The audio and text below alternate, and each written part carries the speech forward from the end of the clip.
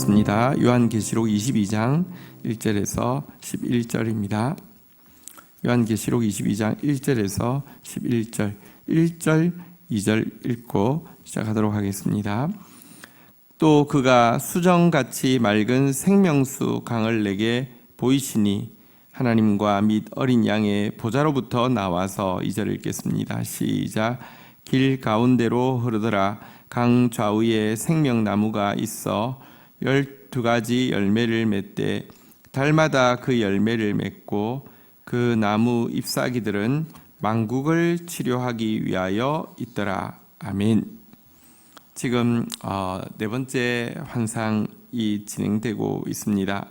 새 예루살렘으로 들어가서 완성된 교회의 모습을 보고 있습니다. 그 빛깔이 어떠한지 보고 있고요. 또 그것을 구성하고 있는 재료가 무엇인지도 보고 있고 크기가 무엇인지도 보고 있고요. 이제 어제는 이제 그 안에 성전이 없고 그 안에 해와 달이 없음을 보게 되고요. 구원받을 만국, 만왕, 만민이 들어가고 속된 자, 가정한 자, 거짓된 자는 결코 들어가지 못하는 거 보았는데요. 오늘은 그 새 예루살렘 중앙에 흐르고 있는 생명수 강이 먼저 소개되어지고 있습니다. 자, 이 강은 하나님과 어린 양의 보좌로부터 나와서 흐르는 강이라고 되어 있는데요. 이것은 에스겔 이본바도 마찬가지죠. 성전 문지방에서부터 스며 나오다가 흐르기 시작하다가 점점 강을 이루는 바로 그 강인데요. 그 강이 나중에 끝에는 사해로 흘러 들어가는데 죽음의 바다를 생명의 바다로 바꾸어서 그곳에 헤아릴 수 없는 그런 생명체가 살게 한다 했던 바로 그 바다입니다. 어쨌든 이 생명수는 하나님과 어린 양의 보좌로부터 나오지 다른 것으로 나올 수 없습니다. 그리고 이 물이 닿는 곳마다 죽음의 바다 사해마저도 살아나게 되고요. 길 좌우에는 에스겔서에도 보면 나무가 에덴 동산처럼 쫙 펼쳐진다. 심이 많은 나무가, 아름다운 나무가 펼쳐진다 그랬는데요. 오늘은 그 나무가 바로 생명나무라고 이야기를 하고 있습니다. 자, 그리고 이 생명나무는 열매를 맺는데 12가지 열매를 맺되 달마다 다른 열매를 맺는다라고 이야기를 하고 있습니다. 새 예루살렘의 삶이 어떠할까요? 가끔 애니메이션에 보면 천국을 정말 그 하프를 켜는 곳인데 하품하면서 하프 켜는 곳, 다시 말하면 너무 지루한 일상이 반복되고 게다가 짜릿하게 가끔씩 죄라도 지어주면 스트레스가 해소될 것 같은데 죄도 없기 때문에 너무 지루한 삶이 반복된다. 이렇게 묘사하는 애니메이션들이 적잖아 있습니다. 그렇지 않습니다. 여러분, 죄는 우리의 삶을 파괴하지 우리의 삶에 자격을 주고 새롭게 하는 것이 아닙니다. 여러분, 우리가 죄가 벗어진 상태에서 영원하신 하나님, 영원토록 알아가도 다 알아갈 수 없는 그 하나님을 알아가고 닮아가고 그 하나님과 함께 다스린다는 것은요, 무의미한 삶의 무한대의 반복이 아니라 늘 풍성한 것으로, 늘 새로운 것으로 채워지는 삶임을 여기 12가지 열매를 달마다 새롭게 맺는 모습에서 보게 됩니다. 뿐만 아니라 그 나무의 잎사귀들마저도 만국을 치료하는 것이라 그랬는데요. 하나님으로부터 흘러나오는 그 생명수는 살아나게 하고 치료하되 그 대상은 만국이 될 것이고요. 또 만유가 될 것입니다. 온 우주 만물이 다 회복되어지게 될 것입니다.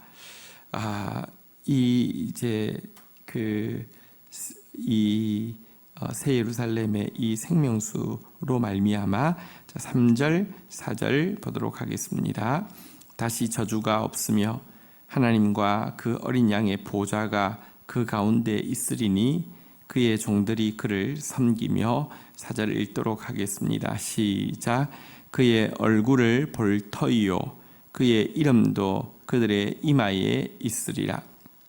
자, 이 생명수가 흐르는 이 새 예루살렘에서는 다시는 죄의 저주가 있지 않을 것입니다.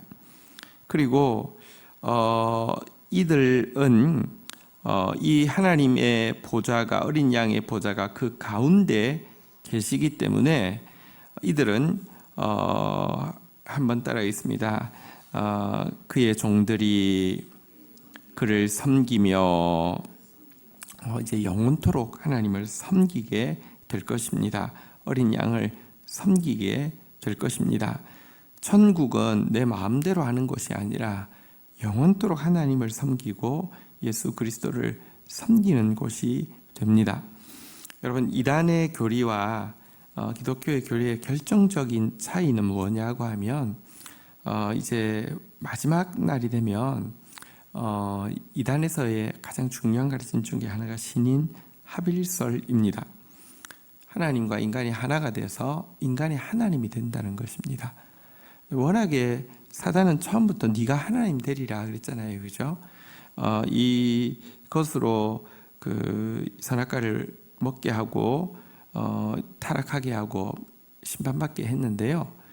이단은 사실은 옛뱀의 속임이기 때문에 네가 이것만 믿으면 네가 하나님 돼, 이런 것입니다. 네가 하나님 돼서 네가 네 마음대로 하는 거야 라고 가르치는 것이 이단이고요. 우리가 기독교에서 가르치는 것은 신인 합일설이 아닙니다. 네가 하나님 된다가 아닙니다. 굳이 교리로 이렇게 용어가 있는 건 아닌데 저는 이제 신인 결혼설, 그러니까 우리가 하나님의 신부가 되어서 결혼하는데 그 너무너무 아름다우신 신랑이신 예수 그리스도를 영원히 경배하고 영원히 섬기는 것이 우리입니다. 천국 가서도 우리는 하나님을, 예수 그리스도를 영원히 섬기는 존재입니다. 이제는 그의 얼굴을 가리우는 죄가 사라졌기 때문에 항상 그의 얼굴을 볼 수 있게 되고요. 그의 그의 이름도 그들의 이마에 있을 것이다. 어쨌든 하나님의 임재도 하나님의 교제도 결코 떠나지 않는 그런 관계가 되어서 그분을 알면서 또 알아가면 알아갈수록 더욱 섬기고 싶고 더욱 사랑하고 싶은 그분을 섬기는 이 특권을 받게 될 것이고 그 결과 어떠한 저주도 없을 것이다. 이렇게 이야기하고 있습니다. 자, 5절 같이 읽도록 하겠습니다. 시작. 다시 밤이 없겠고 등불과 햇빛도 쓸데없으니 이는 주 하나님이 그들에게 비치심이라. 그들이 세세토록 왕노릇하리로다. 그곳에는 태양이 없다고 했죠. 달도 필요가 없다고 했죠. 밤이 없습니다. 또 뭔가 어둠을 밝힐 등불이나 햇빛이 필요하지 않습니다. 어떠한 영역에도 어떠한 순간에도 어둠은 그 속에 틈탈 수 없고요. 하나님의 빛이 언제나 비추고 있게 되고요. 이 빛을 본 사람들은 이 빛을 반사하게 되어 이 빛으로 주와 함께 왕노릇하며 온 우주에 주님의 빛을 비추게 되며 주님의 생명을 흘려보내게 될 것이다. 이렇게 이야기하고 있습니다. 자, 이제 이렇게 회복될 새 예루살렘의 모습을 쭉 묘사하고 나서는 이렇게 기록하고 명령 이렇게 기록하라고 하십니다. 자, 우리 6절, 7절 보도록 하겠습니다. 또 그가 내게 말하시기를 이 말은 신실하고 참된지라. 주 곧 선지자들의 영의 하나님이 그의 종들에게 반드시 속히 되어질 일을 보이시려고 그의 천사를 보내셨도다. 7절 읽도록 하겠습니다. 읽겠습니다. 시작. 보라 내가 속히 오리니 이 두루마리의 예언의 말씀을 지키는 자는 복이 있으리라 하더라. 지금까지 요한계시록에서는 이제 어떤 나라가 영원한 나라인가, 누가 경배받으시기에 합당하고 섬김받으시기에 합당한가에 대해서 쭉 4가지 환상을 통해서 쭉 설명해 왔습니다. 이제 마무리를 하고 있습니다. 여기에 기록된 말은 신실하고 참되다라고 이야기하고 있습니다. 변함없을 것이고 진실함을 증명하고 있습니다. 그리고 주 곧 선지자들의 영의 하나님은 사실은 선지자들에게 계속 당신의 영을 보내셔서 동일한 말씀을 해 오셨습니다. 요한계시록은 무슨 이상한 판타지가 아니라 사실은 구약의 가장 많은 인용이 요한계시록입니다. 오늘 나왔던 내용도 에스겔서에 이렇게 인용되어 있는 것임을 우리가 보게 될 것입니다. 하나님은 선지자들에게 영을 보내셔서 말씀해 주신 하나님인데, 요한계시록을 통하여서 그 모든 말씀을 이제 정리해서 다시 한번 말씀하신 이유는요, 반드시 속히 되어질 일을 보이시려고 말씀하셨다라고 이야기하고 있습니다. 약속하고 계십니다. 한번 따라하겠습니다. 보라 내가 속히 오리니. 여러분, 물론 우리에게는 아직 요원해 보이는 것이 현실입니다. 그러나 그거 아시죠? 산에 올라갈 때는 참 먼데 내려올 때는 좀 가까웠음을 알게 됩니다. 사실 그 나라가 이루어지고 나면 그 나라의 영광과 기쁨에 비하면 이 땅의 참 슬픔과 고통은 심히 짧고 심히 경하다는 것을 알게 될 것입니다. 우리는 하나님의 말씀을 믿고 또 이 하나님께서 하시는 이 말씀이 우리가 느끼고 있고 경험하는 것보다 더 실제임을 우리는 믿는 존재입니다. 보라 내가 속히 오리니 라고 약속하시면서 한 가지 부탁하고 있습니다. 이 두루마리의 예언의 말씀을 지키는 자는 복이 있으리라. 지금 이제 기록되어진 바로 이 책, 이 두루마리는 요한계시록을 이야기할 뿐만 아니라 요한계시록은 모든 구약의 예언을 끊임없이 인용한 것임을 우리는 보게 됩니다. 이 성경의 말씀을 지키는 자가 복이 있다 이랬는데요. 사실은 우리가 이 서론에 보면 이 말씀을 읽는 자, 듣는 자, 지키는 자가 복이 있다라고 했는데, 이제 4번의 계시를 통하여서 하나님의 뜻을 밝히 드러내고 나서는 읽는 것, 듣는 것은 빼고 지키는 자가 복이 있다라고 이야기하고 있는 것은요, 이 말씀을 읽고 들었음을 전제하고 있음을 보여주고 있습니다. 우리에게 말씀을 읽게 하셨습니다. 말씀을 듣게 하셨습니다. 우리에게 남아있는 것은 말씀을 지키는 것입니다. 그리고 이에게 복이 있다라고 이렇게 선언하고 있습니다. 자, 우리 8절 9절 보도록 하겠습니다. 이것을 보고 들은 자는 나 요한이니 내가 듣고 볼 때에 이 일을 내게 보이던 천사의 발 앞에 경배하려고 엎드렸더니 9절 같이 한번 읽도록 하겠습니다. 시작.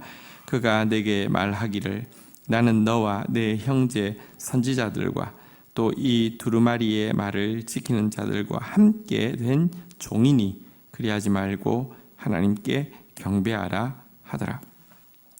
자, 이 두루마리의 책이 완성이 되어지고 이 두루마리의 책을 지키는 자는 복이 있다라는 이 가장 복된 이 복음을 선포하는 데 수종된 천사 앞에서 요한은 이제 지키기만 하면 됩니다. 왜냐하면 보고 들었기 때문입니다. 근데 이 복음의 메시지를 전달해 준 천사가 너무 고맙고 너무 자기가 받은 계시의 내용이 너무 엄청나서 자기도 모르게 천사한테 이렇게 이제 엎드려 절을 하게 되는 장면을 보게 됩니다. 우리도 그러할 수 있습니다. 정말 아름다운 소식을 누가 전달해주면 그분에게 고마워서 인사를 꾹 하고 싶을 때가 있죠. 자, 실은 이게 한 번이 아니고 앞에서도 한 번 더 그랬던 적이 있잖아요, 그죠?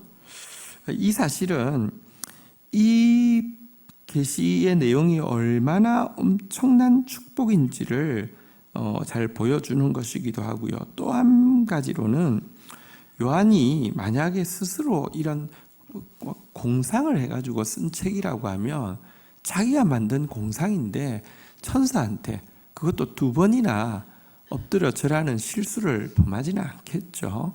이것이 정말 고스란히 하나님께로부터 나온 것임을 분명히 보여주는 또 반증이기도 합니다. 그러나 천사는 분명히 이야기하죠.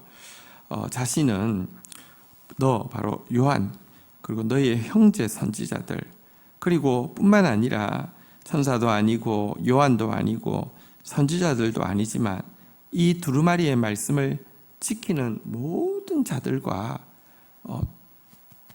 같이 함께 하나님 섬기는 종에 지나지 않는다라고 이야기하면서 나한테 경배하지 말라고 이렇게 두려워하며 만류하고 있는 장면을 보이고 있습니다. 하나님 외에는 누구도 경배받을 대상이 아닙니다. 중간에 하나님과 사람 중간에 끼어들어서 스스로 경배받고 싶어하고 또 자기가 조종하고 통제하려고 하는 그 마음을 가진 이렇게 사람들이 상당히 많습니다. 그거 사단이 되는 지름길입니다. 절대로 경배는 영원토록 하나님께 돌아가야 합니다. 자, 그러면서 이 마지막 때가 되어질수록 다시 말하면 이 말씀이 드러나고 이 말씀을 읽고 이 말씀을 듣고 이 말씀을 보는 일이 드러날수록 주님의 또 임재가 가까울수록 어떤 일이 있다고 이야기합니까? 10절, 11절 마지막으로 읽겠습니다. 또 내게 말하되 이 두루마리의 예언의 말씀을 임봉하지 말라 때가 가까우니라. 11절 읽겠습니다. 시작. 불의를 행하는 자는 그대로 불의를 행하고 더러운 자는 그대로 더럽고 의로운 자는 그대로 의를 행하고 거룩한 자는 그대로 거룩하리라. 자, 이 두루마리의 예언의 말씀을 한번 따라하겠습니다. 임봉하지 말라 때가 가까우니라. 요한계시록과 가장 근접하는 예언은 확실히 다니엘서입니다. 다니엘에게 그러나 그 예언을 쭉 다 보여주고 나서 하나님께서 무엇이라고 말씀하셨습니까? 그때는 보면 이렇게 말씀하셨습니다. 그가 이르되 다니엘아 갈지어다 이 일은 마지막 때까지 간수하고 봉함할 것임이라 라고 이야기하면서 이 일에 대해서는 봉함하라고 말씀하심을 알게 됩니다. 왜냐고 하면 그때가 마지막 때가 아직 한참 남았기 때문입니다. 그러나 이제 봉함하지 말라고 말씀합니다. 이제 때가 가깝다고 이야기합니다. 주의 때가 가까워서 이 예언의 말씀을 읽을 수 있고 들을 수 있고 볼 수 있는 시대가 되면 그러나 도리어 2가지 양극화가 일어날 것이라고 이야기합니다. 불의를 행하는 자는요 더 불의를 행할 것입니다. 말씀이 드러나면 드러날수록 더러운 자는 더 더러울 것입니다. 그런데요 의로운 자는 더 의를 향해서 달려갈 것이고요 거룩한 자는 더 거룩을 향해서 달려감으로 말미암아 이 불의한 자와 더러운 자, 의로운 자와 거룩한 자가 구별이 확실히 날 것이다 라고 이야기하고 있습니다. 양극화는 사회의 말에 이 마지막 때에 나타나는 중요한 증세죠. 그런데 지금 보면 온 세계가 여러분 빈부의 양극화도 심하지만 이념의 양극화도 심하고요. 사실 지금 어쨌든 철저한 양극화로 이렇게 갈라지고 있습니다. 그러나 이 양극화보다 더 중요한 것은 참교회와 거짓 교회의 양극화, 바른 말씀과 거짓 말씀의 양극화, 알곡과 쭉정이의 양극화, 극단적으로 갈라질 것입니다. 그런데 우리는 이렇게 생각합니다. 불의를 행하는 자 보고 나도 불의를 행해도 되겠네. 더러운 자 보고 나도 아직 더러워도 되겠네. 왜냐고 하면 다시 이야기합니다. 악은 교회 밖에 있는 것이 아니라 교회 안에 여러분들 끼어 들어와 있을 때가 너무 많기 때문입니다. 그러지 마십시오. 그런 자들을 볼 때마다 마지막이 가까운 줄 알고 도리어 더 의를 향해서, 거룩을 향해서 몸부림치는 자가 되어야지 이 예언의 말씀을 지키는 자라고 인정해 주실 것이고 복이 있으리라고 약속하신 그 말씀을 이루어 줄 것입니다. 오늘 주어진 이 약속의 말씀 가지고 주님 앞에 나아가 기도하는 시간 가지도록 하겠습니다. 함께 기도하시겠습니다. 하나님 감사합니다. 이 아침에 주의 보좌로부터 흐르는 생명수 강을 보여주시고 강가에 있는 생명나무와 그 달마다 새 과실이 맺히는 그 생명나무 열매와 그리고 만국을 치료하는 생명나무 잎사귀를 보여주셔서 감사합니다. 오늘도 보좌로부터 이 생명수가 우리에게 흐르고 있사오니 그 생명수에 접한 사람 되어지게 하여 주시고 하나님 경외하는 자에게 생명나무를 주시겠다고 했는데 하나님의 지혜의 말씀 가진 자에게 생명나무 주시겠다고 했는데 오늘도 그 생명나무 실과를 맛보며 매일 새롭고 풍성해지는 그리스도인의 풍성한 삶을 살아가게 하여 주시옵소서. 하나님 오늘 어린 양의 보좌를 보여주시고 그분을 섬기는 영광스러운 미래를 보여주셨습니다. 다시는 어둠이 어디에도 언제도 존재할 수 없으며 그 빛 가운데서 주와 함께 왕노릇하는 비전을 보여주셨습니다. 하나님 주님과의 교제 그리고 주님의 임재 그리고 주님의 빛 안에서 주와 함께 다스리는 이 영광의 비전을 저희들에게 보여주셨사오니 하나님 이 약속의 이 말씀 지키는 자로서 살아갈 수 있도록 주여 인도하여 주시옵소서. 반드시 속히 되어질 일이오니 주여 우리에게 들려주신 말씀, 읽혀주신 말씀 지키는 행복자 되어질 수 있도록 은혜를 베풀어 주시옵소서. 하나님 주님을 경배하는 것, 주님의 나라를 사모하는 것, 이것이 우리가 이 땅에 살아가야 할 이유임을 고백합니다. 주님만 경배하며 주님 나라 위하여서 찬송하고 또 기도하는 저희들 되어지게 인도하여 주시옵소서. 불의를 행하는 자, 더러운 자 갈수록 더 불의를 행하고 더러워질 때에 그것에 영향받고 그것으로 자기를 합리화하고 그것에 오염되는 자가 아니라 마지막 때가 가까운 줄 알고 더욱 의로워지며 더욱 거룩한 자 되어지기 위해 몸부림치며 주의 긍휼을 덧입는 자 되게 인도하여 주옵소서. 예수 그리스도의 이름으로 기도 올립니다. 아멘.